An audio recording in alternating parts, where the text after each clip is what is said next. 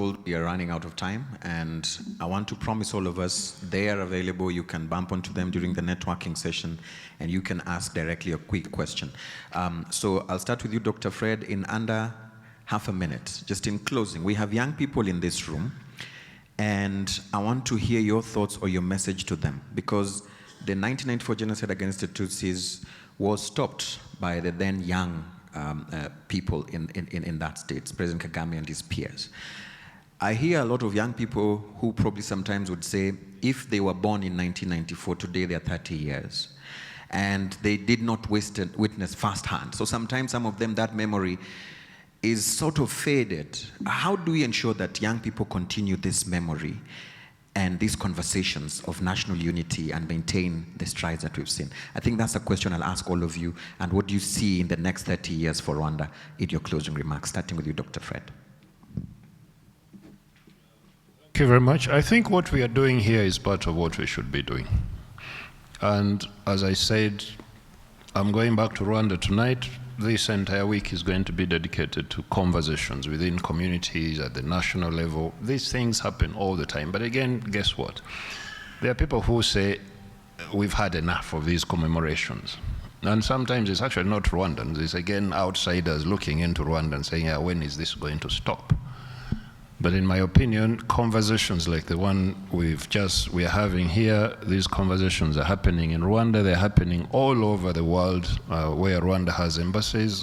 At some point, I'm going to travel to another country where I've been invited again to engage in this kind of conversation. I think we shouldn't stop. We should continue. And as people from Kenya have been saying, other countries can pick up from this and make sure that we don't create conditions that lead our countries to disaster of the kind that we saw in 1994 in Rwanda. Thanks. Thank you. Prof? The message we must learn is one, that if we stop conversations such as these, then we create a fertile ground for conflict. We must continue in conversation. Those who are in positions of decision making, we must continue to teach this, because it is by reminding ourselves of the dangers that we face that we avoid the landmines in our paths. And I think it is critical that we have these conversations going forward. Let it be taught in schools, and let us borrow from the wisdom of old that we must never forget, but we must be quick to forgive. If we do that, then we know that what has happened before can happen.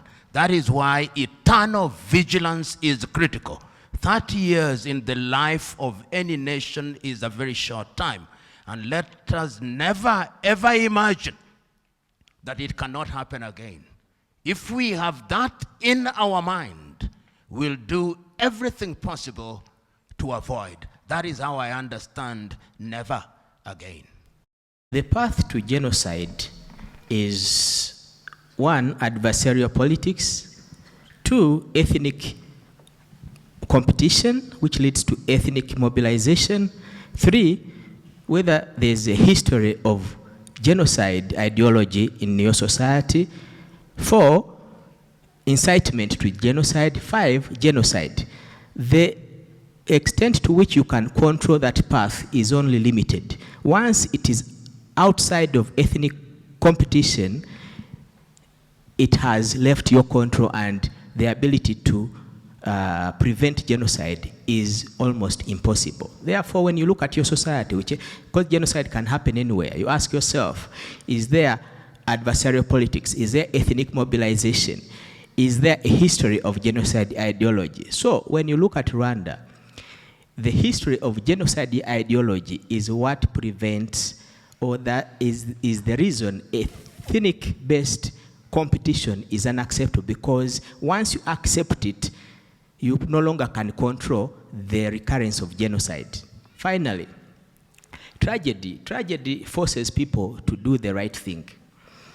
Rwanda did not need tragedy or the genocide to have a politics of cooperation where parties work together, power sharing.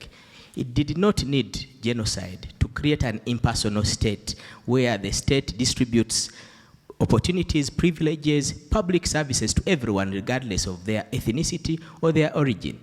It did not need genocide to remove ethnic-based identity card, to have a national identity.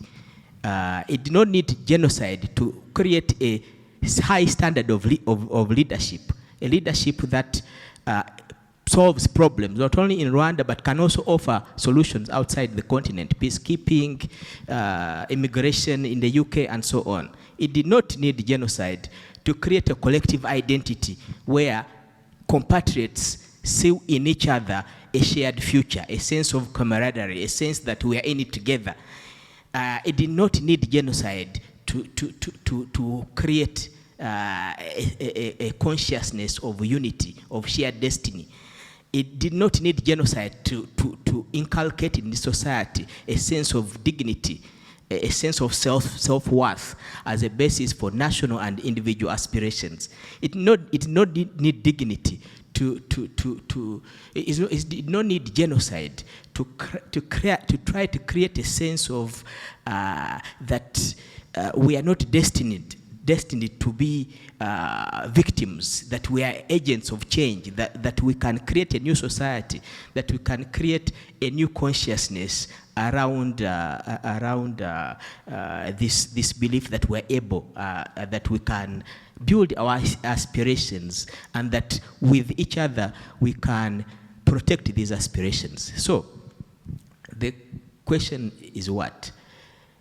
The role of leadership. The role of leadership determines whether tragedy happens and whether tragedy recurs. Thank you. Charity, you have the last word. To all these wise words, it's hard for me to add a lot, but I want perhaps to just say what Professor Lumumba has said. It's really important that we stop being the people whose stories are told by others, that we tell our own story. We tell our own history. If you check, when we were young, we used to be taught about the first man who saw Lake Victoria. I think he was Speke and Grant. That's what we were being told in school. That is clearly not stories that belong to us. Our own story should be told by us. And I'm happy to see, like, in my daughter's school, the genocide is part of their curriculum. They are taught about what happened during the genocide. I believe it should be what we change our curriculum to tell the African stories from an African perspective. And then we will stop being the perpetual victim, the perpetual person always asking for help. Well, we have the richest continent that there is. Secondly, I'd like to talk about the role of the youth. And as I look at the young people, and one of the things that came out when I was, I remember when we were in court, there was a witness who had turned to give evidence against another person, as in a plea deal. And he said, if we don't meet, our children will meet. And that was a threat that the war will be continued by our children. So what does this generation want to hand over to the next generation? Is it a legacy of war? And the war is there. May I use the words that are in the Bible? When Cain killed Abel, the blood is crying out for justice. And let's always remember that blood that was shed, so that it calls us to justice. Let's remember the possibility of going down that path. The next thing I would like to say, especially in my current role, I think building strong institutions is so important. That you have a strong judiciary, you have an independent prosecution, you have other avenues where the citizens actually say, we can trust. And I want to applaud, first of all, I'd like to applaud Rwanda. Building a community post-genocide is the most impossible task ever.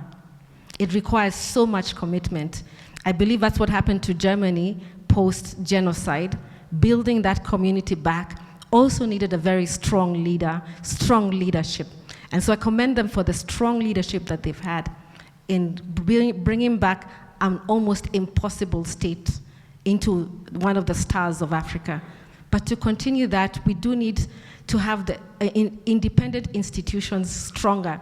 And I'd like to maybe say, like, for example, in Kenya, when there was an issue around who is the president, who is not the president, instead of a call to arms, people turned to the Supreme Court, and they believed those 7 judges were going to tell them, they give the right decision.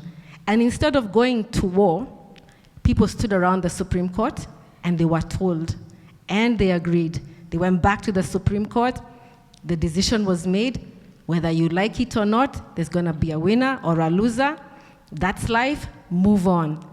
And the Kenyans agreed to move on. I also want to talk about Tanzania and just commend Tanzania for the way they've brought their community together. Tanzania does not have as bad politics as I see in other countries. And during the 2007, I was in Tanzania.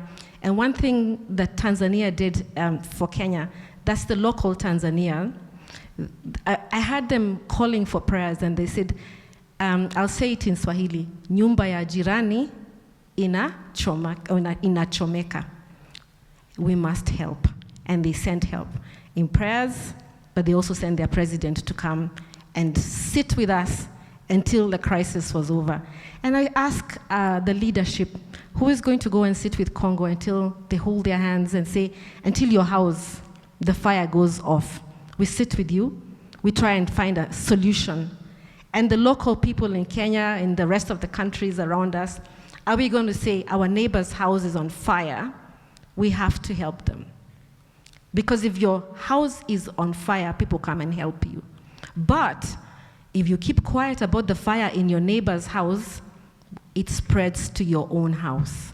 So I'm saying let's look to ourselves for help, not look outside.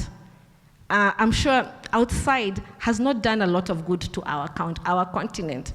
We have a history of outside not being the best for us. Right from, we can go back from slavery and coming back to colonialism, coming back to now our nations that have been formed without our consent, without us being at the table. But how long will we remain victims? How long will we say, oh, this was done to us, this was done to us? It's time to get up and own your history and say, I'm not a victim of my history. And this I'm saying to the young people, it can be done. Right. It's time for us to move on. Yeah, thank you so much. Let's appreciate our panelists. Charity Kagwi, thank you so much. Dr. Lonze Rugira, Professor P.L.O. Lumumba, and Dr. F.Golooba Mutebi.